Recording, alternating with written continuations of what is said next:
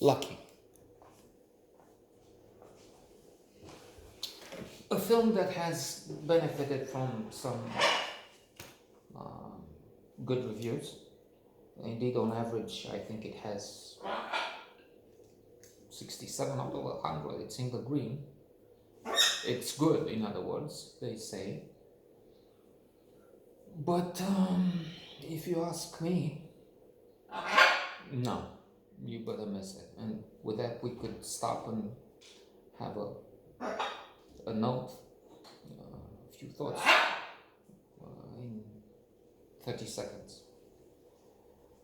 On the other hand, let's just mention Bria Grant, who is the writer of the script and the star of the film. And maybe we go beyond the superficial, probably mistaken statement that this is not a good movie. And say, first of all, this is not someone who likes horror movies, so I am biased, I'm not. Maybe I should even disqualify myself. Well, I'm not qualified anyway, let's admit to that. Mea culpa. I'm sorry. Forget about it. As in Donnie Brasco, Johnny Depp, Al Pacino. Maybe the last good film for, again, this crazy viewer, wherein Al Pacino was excellent. For 20 years, I don't think he's honoring his splendid career. But anyway, Donnie Brasco, the hero, an undercover FBI agent, tells his colleagues, this forget about it is the thing mobsters say. Oh, what a cop, forget about it, which means wonderful, but it can also mean forget about it. That stupid hell of a guy, forget about it. He's no good, just forget about it. So, horror movie. Maybe it's wonderful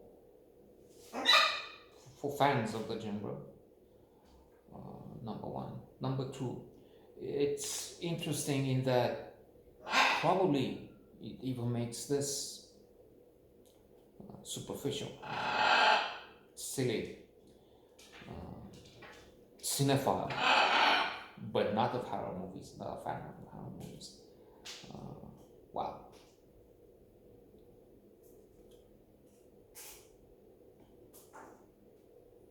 It depends if it's a sophisticated one.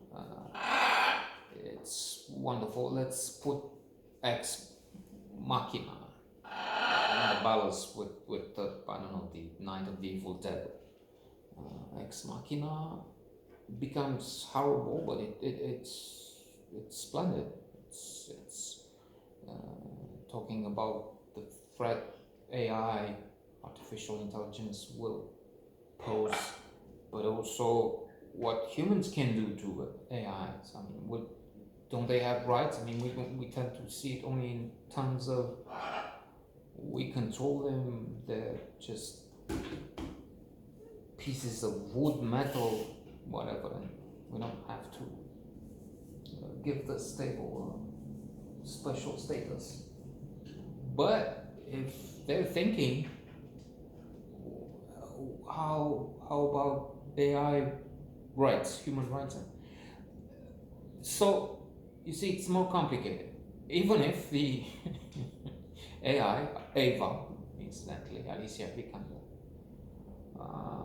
ends up by killing one and maybe the other human being there, because Caleb is trapped, and who knows, maybe somebody will come and liberate him. Maybe he will just die inside the big house. Okay, this one may also talk about our fear. I mean, the images we project. This thing which keeps coming and coming is an intruder, somebody who's a robber initially, but maybe he's he's the partner. He's changing faces. Maybe it's just that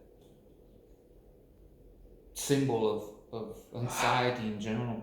So with that, it transcends the simple idiotic movie that only tries to speculate the passion some have, the interest we all have probably in getting scared, in seeing things that make us sink in the chair and eventually get elated, an adrenaline rush, the cocktail of joy, dopamine, who knows what else. When we say, oh, thank God we didn't go through this throat cutting, beheading, and whatever happens. Another thing comes to mind, Centurion with Fassbinder in the manual, and Riz Ahmed, Academy Award nominated artist for Sound of Metal this year, 3 days from now. He's not a favorite. Hopkins and Chadwick Boseman are competing, it seems, with chances for the trophy. Not Riz Ahmed, but still a notable, impressive performance. And that's for this. I, as I said at the beginning, I'm not all for it. In fact, I didn't like it, but I may be wrong in saying you shouldn't watch.